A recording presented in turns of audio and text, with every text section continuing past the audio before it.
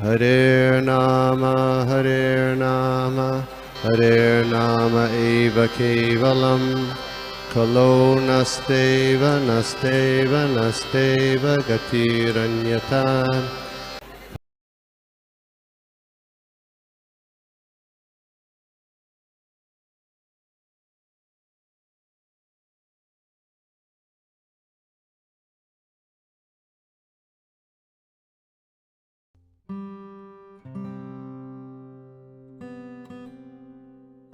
Okay, Hare Krishna, सभी को पुनः प्रणाम।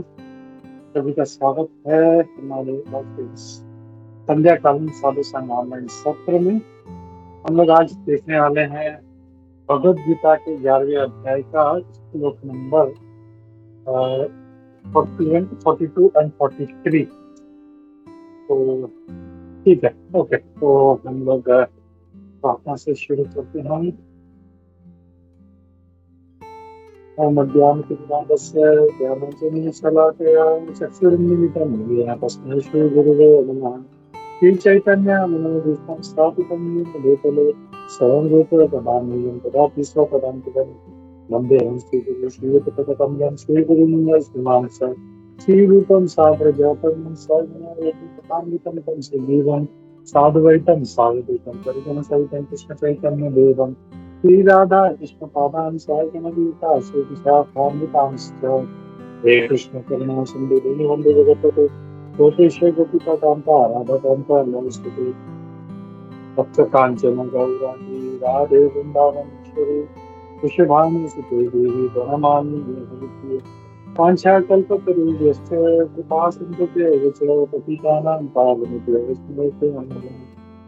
नमो विष्णुपादाय कृष्णकेशाय भूतले श्रीमते भक्ति वेदांत स्वामिनिते नामिने नमस्ते सारस्वते देवे गौरवाणी प्रचारिणे निर्विशेष शून्यवादी पाश्चात्य देश कारिणे जय श्री कृष्ण चैतन्य प्रभु नित्यानंदा श्री अद्वैत गदाधर शिवासादि गौर भक्तवृंदा हरे कृष्णा कृष्ण कृष्ण हरे हरे राम राम राम हरे हरे।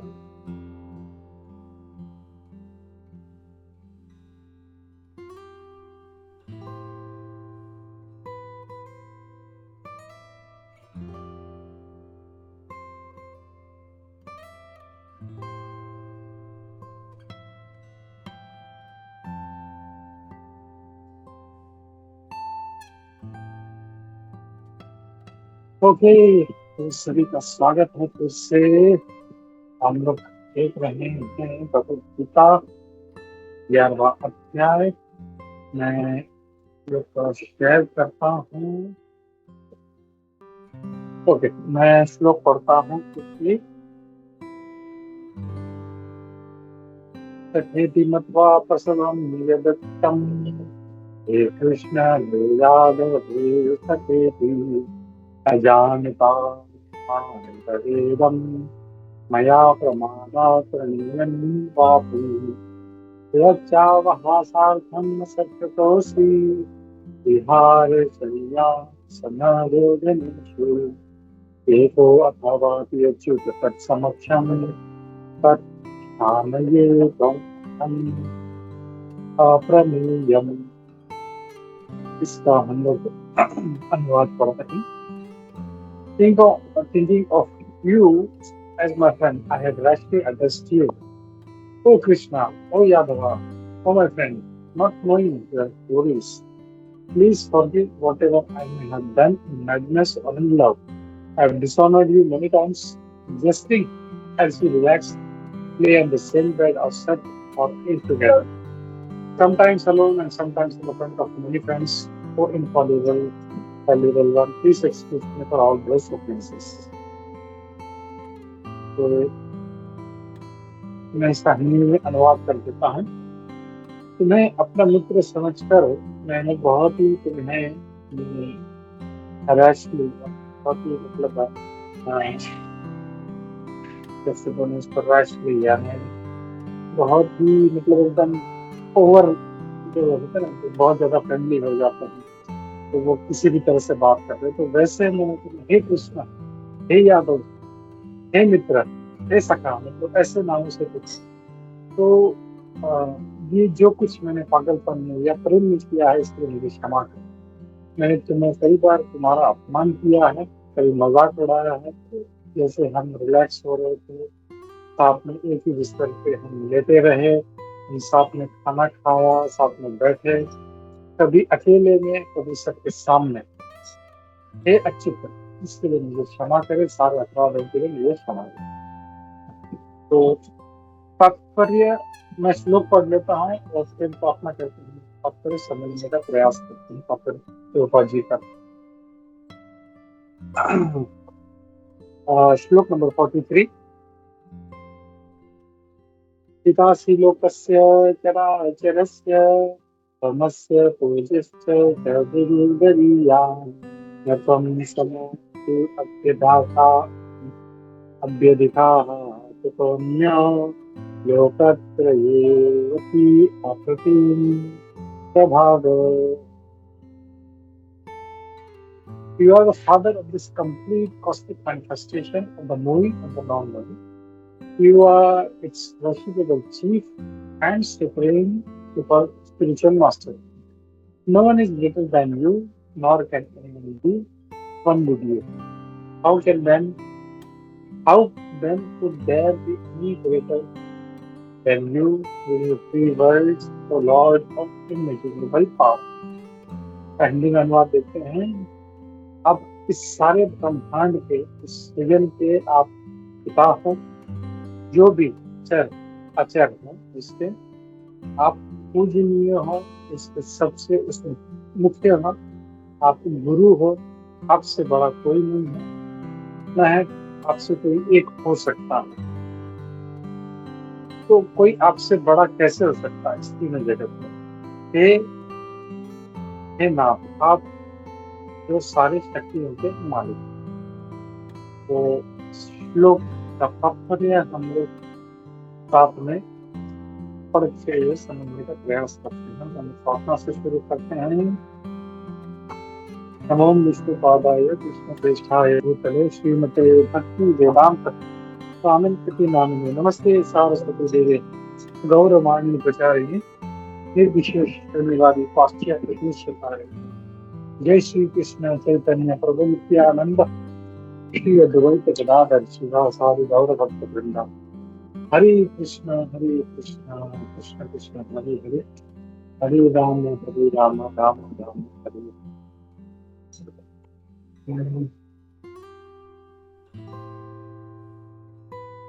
ठीक है, तो हम लोग इन 3 श्लोकों को समझने का प्रयास करते हैं हम लोग।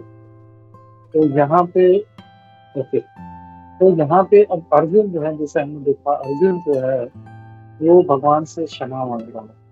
अर्जुन ने भगवान का जो विश्व रूप है वो देख, और वो अब जो है उनसे प्रार्थना कर रहा है। उससे मतलब ये साक्षात्कार हो रहा है, अरे बाप रे, ये कौन है ये? इसमें मतलब जिसको मतलब मैं सखा, हे कृष्ण मतलब है ना, तो हम दोस्तों में कोई बोला अरे संतोष, अरे ये मतलब ऐसे किसे एकदम ऐसे फ्रेंडली होकर पुकारते हैं। तो वैसे जो अर्जुन था, हम जानते हैं अर्जुन साक्य रस में था, तो उनका भाव वैसा था। और हम जानते हैं मित्रों में ऐसा कुछ फॉर्मेलिटीज नहीं होता, कुछ ऑफिशियल ऐसा नहीं है कि यस सर और यू सर, ऐसा कुछ नहीं होता। मतलब मित्र जैसे हम देखते हैं, इवन जो भगवान के जितने गोप सखा मित्र थे तो वो छोटे थे, तो कोई मतलब अभी मैं रिसेंटली भक्ति वैष्णव आश्रम महाराज का लेक्चर सुन रहा था, उसमें बोल रहे थे कि उसमें एक भी इनिशिएटेड डिवोटी नहीं था, कोई भी इनिशिएटेड नहीं था, कोई विधि नहीं, कोई पूजा नहीं, कोई ऑफरिंग नहीं, कुछ नहीं। तो बोल रहे कि ऐसा था, मुझे सारे गोप सखा तो वैसे थे, मतलब कोई ऐसा नहीं कि किसी का दीक्षा हुआ था, कोई किसी का ब्राह्मण। हम लोगों को तो गर्भगृह में पाँव रखना है तो पहले पूछते हैं भाई तुम्हारा सेकंड इनिशिएशन करने वाला है। तो वहाँ पे ऐसा कोई भी नहीं, सारे भगवान के मित्र हैं। और वो भी कैसे कर रहे हैं, वो खुद खा रहे हैं पहले, और फिर वही झूठा हाथ उसी में डाल के फिर हे कृष्ण और मुंह में ठूस रहे हैं, ऐसा खिला भी लो खाओ। तो ये एक होता है साक्ष्य भाव। और अर्जुन जो था वो भी साक्ष्य भाव में होने के कारण इसको भी मतलब ऐसा था, मतलब कभी भगवान का मजाक उड़ा रहे, हे कृष्णा, मतलब हे माधव, हे यादव। तो मतलब मैं एक बार किसी एक डिवोटी से सुन रहा था, उसने कहा था, बहुत अच्छा कहा था पॉइंट कि हे यादव, जब वो कहते कृष्ण को पुकारते हैं तो थोड़ा सा तब क्यों पुकारते हैं कि अर्जुन में थोड़ा एक ये भाव होता है कि अरे मैं तो अ, राजा हूँ, मैं क्षत्रिय हूँ। और यादव जो थे वो मतलब बोलते हैं अरे कि ये तो कम कम नीचे जात वाले हैं। तो उसको कभी कभी ये ऐसा एक फीलिंग आया और वो ऐसे, हे यादव, हे कृष्ण। तो कभी कभी यहाँ पे अब भगवान का वो विश्व रूप देखने के पश्चात उसको सारा रिमाइंड होता है, अरे ये मैंने क्या किया।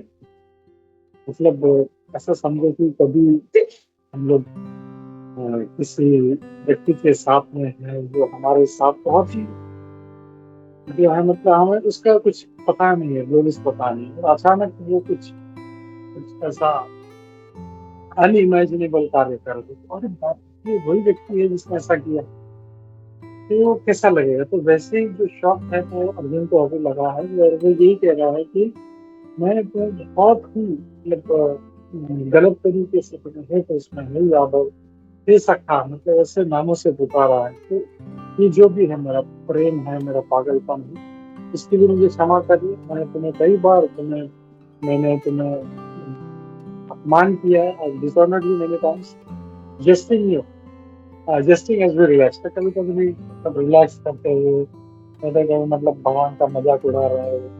तो एवं हम लोग जानते हैं कि जब महाभारत का युद्ध हो रहा था, तो युद्ध के पश्चात अर्जुन जाके बेड पे सो जाते थे, थका हुआ होता था। भगवान का इतना प्रेम है अर्जुन से कि वो एक्चुअली, घोड़े भी तो थकते हैं ना, वो भी तो मतलब मोटर तो है ही नहीं, मतलब गाड़ी चलाए रख दिया, फिर दूसरे फिर गाड़ी में बैठे, फिर इंजन ऑन के चल पड़े, नहीं। इवन देयर मतलब वो भी प्राण है उसमें, वो भी थक जाते हैं। तो भगवान उनको बैठ के उनको पूरा मसाज करते थे उनको, और फिर वापिस तीसरे दिन के लिए तैयार होती। तो जस्ट मतलब क्या, आजकल तो किसी को बोला मेरा गाड़ी पे साफ कर दे तो वो भी नहीं करेगा, कोई बोला ऐसे ड्राइविंग तो इतना करके लेके आया ना, मतलब भगवान पूरा दिन जो थे वो दौड़ाते रहे, और वो भी हम लोग ध्यान करते थे। अर्जुन जो पीछे से पाँव से मारता था उनको, लेफ्ट में जाना तो लेफ्ट कर देते, राइट में आते राइट कर देते, सेंटर सीधे चलना थे सीधे। तो मतलब इतना इतना करने के पश्चात भगवान फिर ये सेवा करते थे अर्जुन की, चलो घोड़े की मालिश करना। Just imagine what kind of love he had, कितना उनका प्रेम था भगवान का अर्जुन से। ये अर्जुन बोल रहा है कि ये सब मैंने, मतलब ये क्या किया मैंने, ये सब मैं तुम्हें कई बार तुम्हारा मजाक उड़ा, और कभी शयनेषु, कभी भोजनेषु, कभी हम आसन पे बैठते थे, कभी साथ में प्रसाद लेते थे, खाना खाते थे, कभी हम लोग एक ही बिस्तर पे लेट के वो हमसे जो है बात कर रहे हैं, कभी ऐसा। तो जस्ट इमेजिन मतलब क्या लेवल के भक्त होंगे अर्जुन, भगवान उनके साथ बैठ रहे हैं। हम लोग तो यहाँ पे घंटी बजा बजा के भगवान को बोलते, भगवान प्लीज आइए, भगवान प्लीज आइए, आप थोड़ा सा ग्रहण कीजिए इसको, ताकि हम इसको इस जो भोग है इस पे ये प्रसाद बन जाए। और वहां पे भगवान खुद जो है अर्जुन के साथ बैठ के प्रसाद ले रहे हैं, ताकि उनके बिस्तर पे उनके साथ ले रहे हैं, तब उनके साथ रहते हैं। तो फिर क्या लेवल के भक्त थे वो। तो अर्जुन कहते हैं कभी अकेले में, कभी सबके सामने मैंने तुम्हारा जो है इस तरह से अपमान किया है, कभी मजाक उड़ाया है मैंने। तो हे अच्युत, तो अब ये जो शब्द है अच्युत, इससे ये हम लोग समझ सकते हैं कि भले कुछ भी हो जाए सर, कितना भी मजाक उड़ा ले, हे सखा, हे यादव, हे, या पीछे से उनको पांव से लात मारे, भगवान का पोजीशन कम नहीं होगा। भगवान जो है उनका जो स्तर है वो हमेशा वैसे ही रहेगा, अच्युत है, तो कभी उनका स्तर कम नहीं होगा, कभी नहीं। तो इस शब्द में, इस श्लोक में जो ये शब्द है, फिर से हम लोग ये समझ सकते हैं कि भले जो भी किया हो उससे कभी भगवान कृष्ण को कभी फर्क नहीं पड़ता उनको। और भगवान जो है हमेशा अच्युत हैं और वो अच्युत रहेंगे, उनका स्तर कभी कम नहीं होगा। और हे भगवान, आप मुझे इसलिए क्षमा करें, आप अच्युत हैं। ऐसा मेरा मजाक करने से प्रभुपाद जी भी कभी कभी उदाहरण देते हैं, हमारे आचार्य लोग उदाहरण देते हैं कि जो छोटा बच्चा होता है, बहुत ही छोटा होता है, जब वो बेबी होता है तो वो क्या माँ के गर्भ में होता है तो कितना लात मारता है, कितना कितना कुछ मस्ती करता है, कभी माँ को कभी कुछ खेलता है, कभी उसका मतलब ऐसा लग भी जाता है, कभी कुछ करता है, कभी कुछ करता है, लेकिन माँ को कभी क्रोध नहीं आता। तो वैसे ही भगवान भी जो है, भगवान का भी वैसे ही प्रेम अर्जुन से था। तो अर्जुन जो है कि उसके लिए क्षमा मांग रहे कि मेरे से ऐसा कुछ हुआ है, मैंने प्रेम में या पागलपन में ऐसा किया है, तो आप ये सारे अपराधों के लिए मुझे क्षमा कीजिए। तो सॉरी, क्योंकि हम लोग तात्पर्य देखते हैं यहाँ पे, तात्पर्य प्रभुपाद जी बहुत सारे अच्छे अच्छे पॉइंट्स देते हैं जिसको हम लोग देखते हैं। तो प्रभुपाद जी कहते हैं, यद्यपि भगवान कृष्ण अर्जुन के सामने उन्होंने अपना विश्व रूप दिखाया था, लेकिन अर्जुन जो है अभी भी उसको वो उसके कारण जो है वो भूला नहीं। उनका जो मैत्रेय भाव है वो उनको जो है उनको याद आ रहा है, और इसीलिए वो क्षमा मांग रहे कि मैं आपका मित्र हूँ, आप मुझे क्षमा कर दीजिए कि जो कुछ भी किया है मैंने इस तरह से। He is admitting that formerly he did not know that Krishna could assume such a, तो और वो ये इस बात को मान रहे हैं कि ये भगवान कृष्ण बाप रे ऐसा कर सकते हैं। यदि भी अगर देखो तो भगवान बाल्यकाल से ही जो ऐसे चमत्कार करके आ रहे हैं, तो क्या अर्जुन को पता नहीं था? पता था, लेकिन फिर भी जो है भगवान के प्रेम में आके वो भूल जाते। तो उन्होंने भगवान कृष्ण ने पूतना का वध किया, सारा गोवर्धन पर्वत उन्होंने अपने छोटी सी उंगली पे लेफ्ट हैंड की छोटी उंगली पे उठा लिया था। ये सब पता था, लेकिन फिर भी जो था सारे जो जो है या यशोदा मैया या अर्जुन वो भूल जाते हैं, और वो उस आवेश में फिर वैसे ही भाव। और भगवान यही चाहते हैं कि ये लोग मेरे साथ ऐसे ओह माय गॉड, ये क्या है, मतलब वैसे भगवान नहीं चाहते। भगवान चाहते कि मेरे साथ जो भी जिस भाव में है, वात्सल्य में है तो वात्सल्य में, जैसे यशोदा मैया या साक्ष्य रस में है तो जैसे अर्जुन है, तो वैसे ही रहे। उनसे अपेक्षा नहीं करते कि ये मतलब जो है इनका ऐश्वर्य रूप में देखते हैं। तो ये यहाँ पे कह रहे हैं, और he is admitting that formerly he did not know Krishna could assume such universal form, although Krishna explained it has this intimate friend. Arjuna did not know how many times he may have. Arjun मतलब प्रभुपाद जी कह रहे हैं कि अर्जुन को पता नहीं कितना बार उन्होंने जो है ऐसे हे कृष्ण हे यादव इस नाम से पुकारा था। But Krishna is so kind that merciful that in spite of such offenses he played with Krishna gracefully. तो भगवान इतने दयालु हैं कि इतना सब बावजूद होने के बावजूद भी भगवान जो है वो अपने मित्र की तरह उनके साथ खेल रहे हैं। जैसे माँ हो, बच्चा जो है कितना भी वो कुछ कभी कभी गुस्से में बच्चा माँ के कुछ भी बोल देता है, तो मेरी माँ नहीं ये नहीं, कभी गुस्सा होता है, कुछ बोलता है, कभी मारता है, लेकिन माँ का एक लेश मात्र भी जो प्रेम उससे कम। तो वैसे भगवान है, वो जानते थे उनको, और इसलिए कभी उनका ये नहीं है। तो ही तो हमेशा जो है अर्जुन की तरह अपने मित्र की तरह करता है। Such is constant loving relationship between the devotee and the Lord. और ऐसा जो है ऐसा जो भाव है हमेशा, ऐसे जो भक्ति का जो आदान प्रदान है भक्त के और भगवान के बीच में होता रहता है। अब यहाँ पे प्रभुपाद क्या है कि the relationship between the living entity and Krishna is fixed eternally.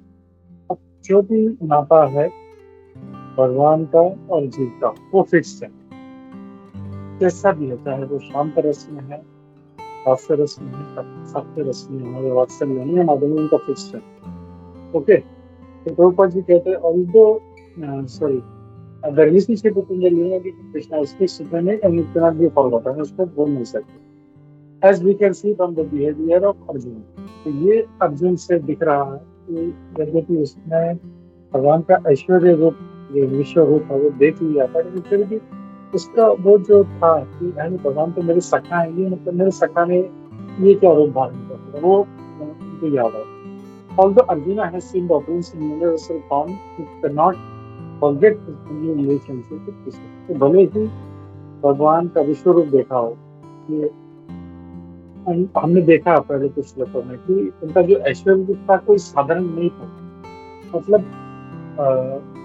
जमीन से लेके पूरा आसमान भी कवर कर लिया, सारे जहाँ पे देखो कृष्ण दिख रहे. मतलब ऐसा नहीं कि विश्व रूप हम लोग के फोटो में देखते हैं तो लोगों को लगता है विश्व रूप दिख रहा है, लेकिन वो जहाँ पे भी देखते थे यहाँ से वहां तक सब भगवान कृष्ण ही दिख रहे हैं. उनके 1000 बाहु, उनके 1000 सर है, उनके 1000 पैर हैं, और मतलब सब जगह पे मिले थे. तो इट वाज वेरी बहुत ही ऐश्वर्यवान रूप था. और वो देखने के पश्चात भी उनको भगवान कृष्ण से याद था, ये तो मेरा यही कथा ही है मेरा. तो ये उनका जो था वो मन रह गया था. और ये भगवान का कृपा है. भगवान चाहते हैं कि मेरे जो भक्त जिस भाव में है उसी भाव में, जिस रस में है उसी रस में है, और उसी रस में वो आदान प्रदान करते हैं. जैसे यशोदा मैया, हमने देखा कि दामोदर लीला में भगवान उनको ये अपना विश्व जो है पूरा, उसमें भी विश्व रूप विश्व रूप नहीं था, लेकिन वैसे ही कुछ था कि पूरा सारा ब्रह्मांड जो है भगवान के मुख में दिखता है. बाप है, ये क्या है, तो सारा ब्रह्मांड दिख रहा है. ब्रह्मांड में पृथ्वी भी है, पृथ्वी में जो है वृंदावन दिख रहा है, वृंदावन में तो फिर से वही दिख रहा है कि अरे मैं भी हूँ, कान्हा भी है. तो देख के वो बेहोश हो गई. लेकिन फिर जब उठी तो फिर वो छड़ी लेके वो फिर कान्हा को दी. तो ऐसा भाव होता है. भगवान खुद जो है उसको, भगवान की 2 प्रकार की शक्ति है, प्रक्षेपात्मिका शक्ति और आवरणात्मिका शक्ति. तो ये जो इनकी शक्ति है उनको मदद करती है. तो आवरणात्मिका शक्ति जो है इसके इस ऐश्वर्य भाव को ढक देती है और इसको बुला देती है. और फिर वो किसको ये मेरा कान्हा, मेरा लाल है, तो मेरे बगैर तो खा नहीं सकते. वो मतलब भूल जाती है कि इसी के मुख में मैंने सारा ब्रह्मांड देखा था. तो ये है इसमें. फिर आगे हम लोग देखते हैं श्लोक नंबर 43 में.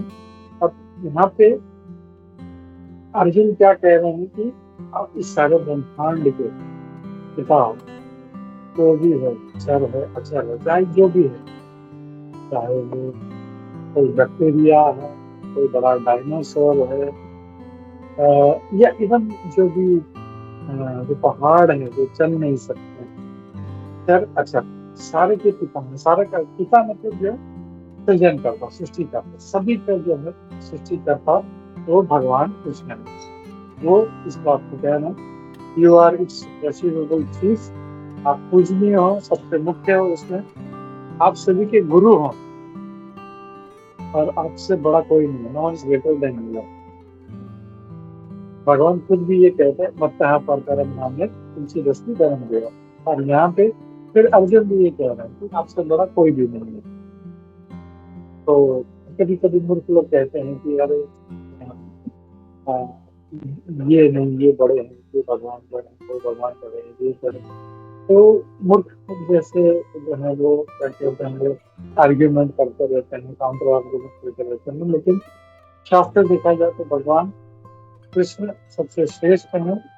और ये शास्त्र में भी कहा गया, भी कहते हैं, और अर्जुन भी ये कहते हैं कि आपसे महान, आपके ऊपर कोई भी नहीं है. और सिर्फ ऐसा नहीं, मतलब आपसे महान इस जैसे हो सकता है कि आपसे महान, आपसे बड़ा, जैसे धन की बात करें तो हो सकता है कि इंडिया में सबसे बड़ा जो धनवान व्यक्ति है वो इंडिया में वो सबसे धनवान. लेकिन हो सकता है जब सारा जो कॉन्टिनेंट्स है उनको कवर करे तो उससे भी धनवान व्यक्ति है.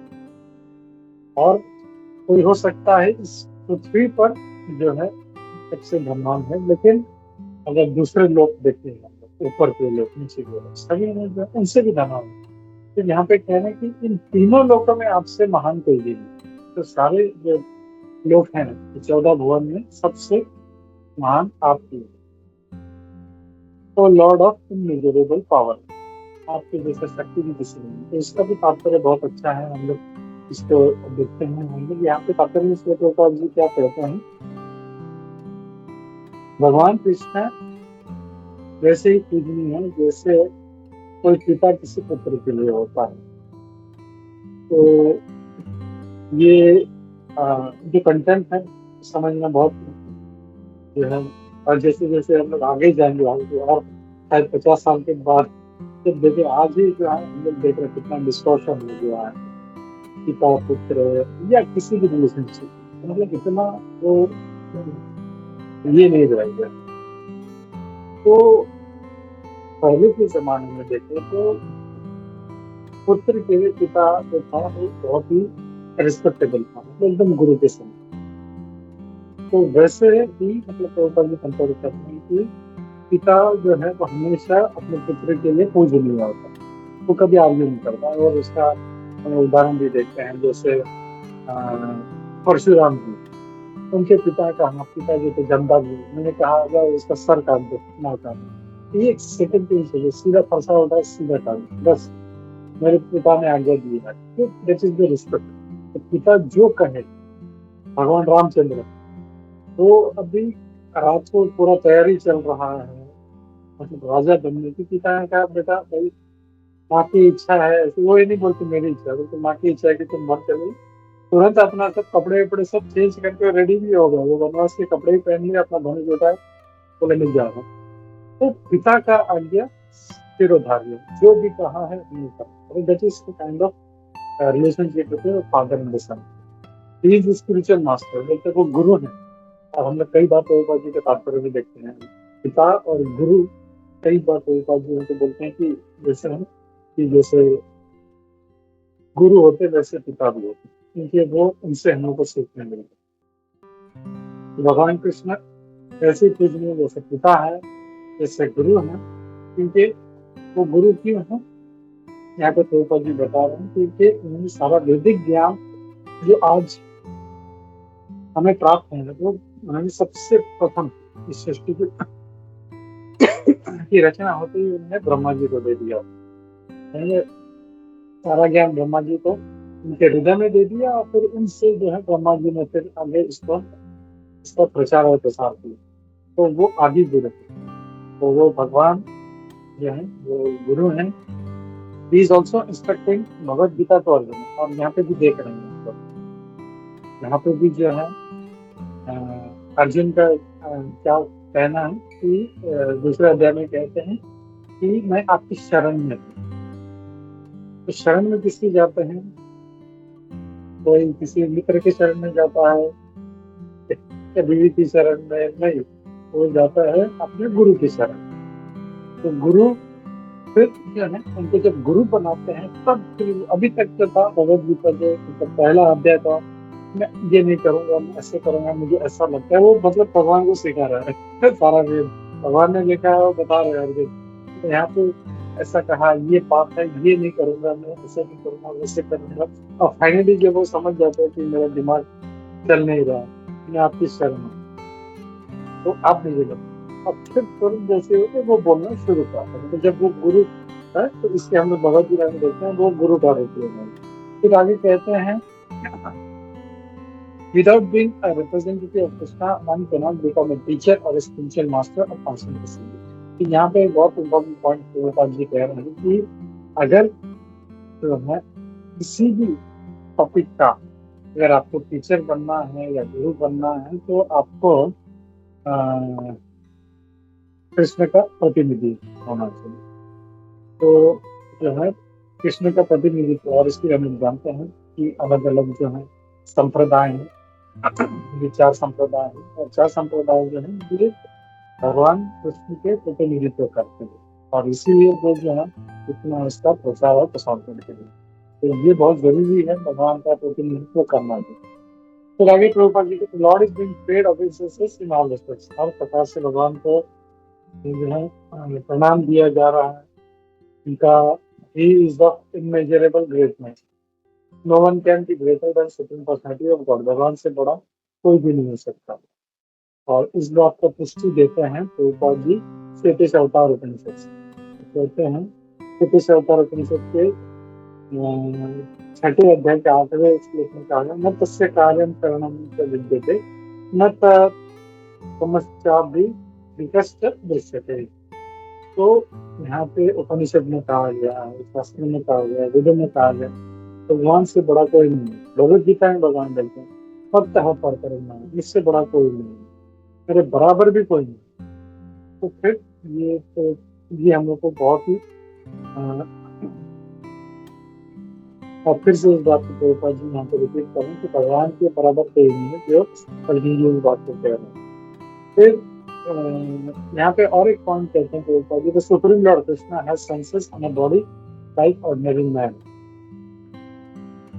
अब देखें तो भगवान का शरीर देखें तो अरे वही 2 हाथ है, एक सर है, 2 पैर है, आंखें, नाक, कान, मतलब कोई देखेगा तो यार क्या फर्क है ये, मतलब मेरी तरह ही हाथ है तो उनके भी हाथ है, मेरे भी हाथ है, उनके भी हाथ आंखें हैं, मेरे भी कान, उनके भी कान है। तो ऐसा कोई मूर्ख समझ सकता है कि ये मतलब मेरी तरह उनका शरीर है। लेकिन अगर देखा जाए तो जैसे बाइबल में भी कहते हैं कि man is made in the image of God, जिससे भगवान का रूप है वैसा हम करें, भगवान का जैसे रूप है वैसे हम बने। लेकिन हम समझते हैं कि भगवान जो है हमारी तरह, लेकिन भगवान हमारी तरह नहीं, हमको वैसा रूप दिया। यहाँ पे मूर्ख लोग समझते हैं कि मेरी तरह ही कोई साधारण इंद्रियां हैं, लेकिन वैसा नहीं है। जानते भगवान जब कोई प्रार्थना करता है तो कहीं पे भी हो वो तुरंत सुन लेता है। भगवान जो है तुरंत उसका जो सारे जो भी प्रार्थनाएं है वो सुन लेते हैं। और उनका शरीर की भी क्या हाल थी, उन्होंने चाणूर और मुष्टिक जैसे इतने महाबली, मतलब चाणूर मुष्टिक एक को मारने के लिए कम से कम 10 15 20 लोग, ये बड़े बड़े जो पहलवान थे वो उनको हराने। भगवान कृष्ण 7 साल के जब बच्चे थे एकदम सुकुमार, एकदम कोमल, तो कोमल होते हुए भी आराम से उनको उठा के पटक दिया उनको, कोई ऐसा नहीं। वो चलो मुश्किल की क्या बात है, हम देखिए गोवर्धन कर रहे, गोवर्धन पर्वत इतना आज जो देख रहे हैं तो उसका वो कुछ हार्डली 0.0% होता है उसका। लेकिन ओरिजिनली जो जब था, जो हम जानते हैं कि और धीरे धीरे जो है घुसता जा रहा है, तो ओरिजिनल जो था गोवर्धन पर बहुत विशाल था। और वो विशाल पर्वत आज भी जो विशाल है उसका एक पत्थर को ही उठा नहीं पाएगा, कोई ऐसा दोनों हाथों से पकड़े खड़ा नहीं होता। लेकिन भगवान ने सारा गोवर्धन अपनी छोटी से बाएं हाथ की जो अपनी छोटी उंगली पे उंगली रख दिया। भगवान का शरीर कभी हम जो है कंपेयर नहीं कर सकते दिखने में। वैसे Narasimha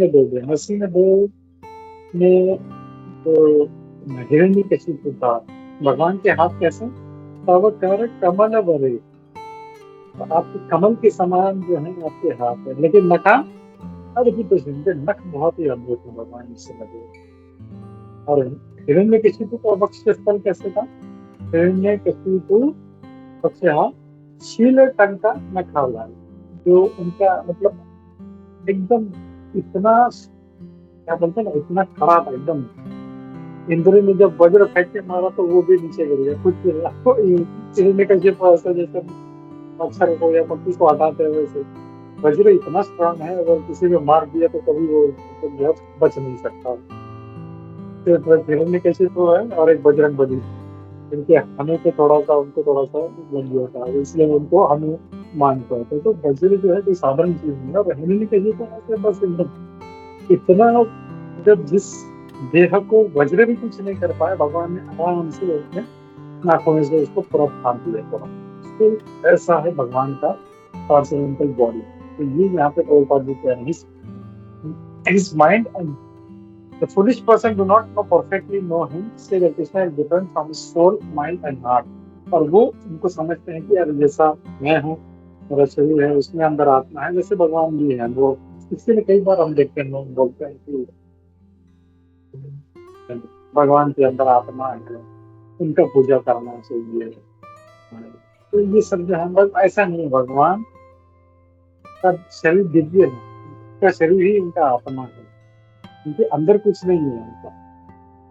So let's say transcendental body, he can perform sensory activities, therefore his senses are neither imperfect nor limited. वो कुछ भी कार्य कर सकते हैं, जैसे ब्रह्मा जी भी कहते हैं कि उनकी जो इंद्रियां हैं, किसी भी इंद्रिय से कुछ भी कार्य कर सकते हैं, बताओ, ना ही उनकी लिमिटेड है।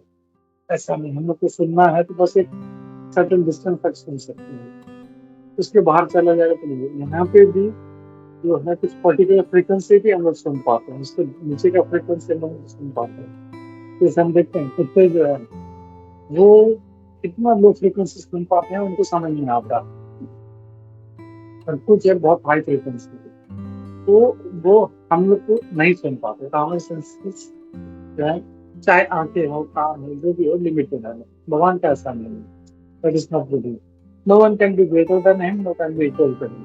तो यहाँ पे प्रभुपाद जी जन्म कर्म से मोदीगण इस बात को बात कर रहे हैं, इस बात पे जोर देते हैं कि भगवान के जन्म और कर्म दोनों दिव्य हैं, इट्स नॉट ऑर्डिनरी। भगवान का जन्म भी दिव्य है, हम लोग जानते हैं कैसे जन्म हुआ उनका।